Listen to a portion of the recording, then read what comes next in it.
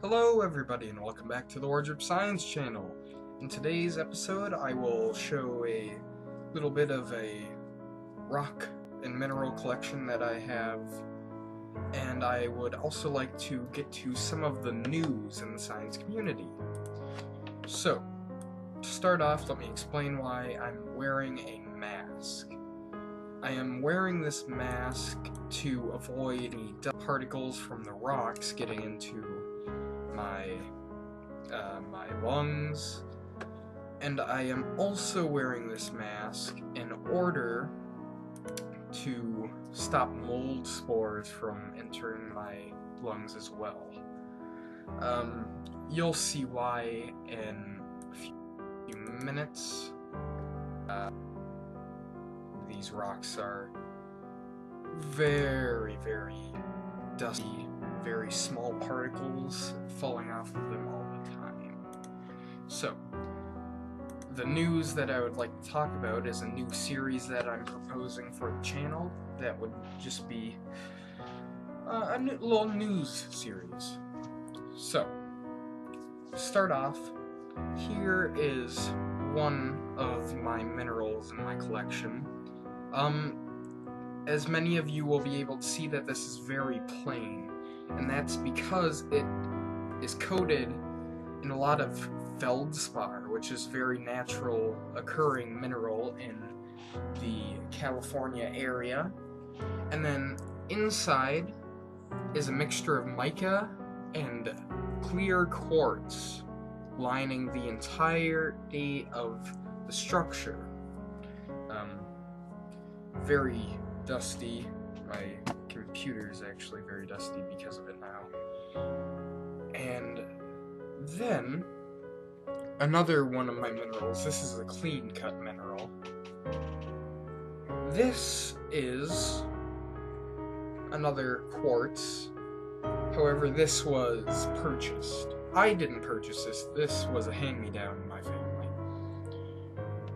I also have some fossils and other such things, but I will get to that in a different episode. So, getting into the news. The first story of today is an exercise pill that has been studied for over a decade now and is getting closer to being used in a normal household. By normal, I mean, average income family. This is not going to be something that is necessarily cheap. This pill is called GW50151, or the exercise pill, and works by changing the body's metabolism from using sugar in blood for exercise to using fat deposits in the body. And using the body's fat reserves, it also increases the time that you are able to work out, because when you're using oxygen, you're also you then start to ferment your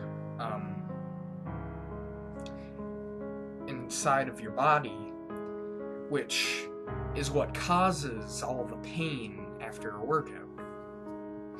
The pill, however, is not meant for normally athletic people. It is being marketed towards people with disabilities and elderly people. Our next story is on trees creating air pollution, which is not very common, and it's not something that you would think to hear of. Due to new studies, though, we have found that in heat waves during the summer, which is a very big thing in California, trees and other shrubbery will start to produce what makes up around 60% of the ground level ozone, which is what we would be breathing in, by bonding with other chemicals already in the air created from other types of contaminations. So this is not to say that we should stop efforts to plant shrubbery in cities, however. Trees are still useful in many ways, such as helping reduce storm runoff, and they convert carbon dioxide in the air into oxygen.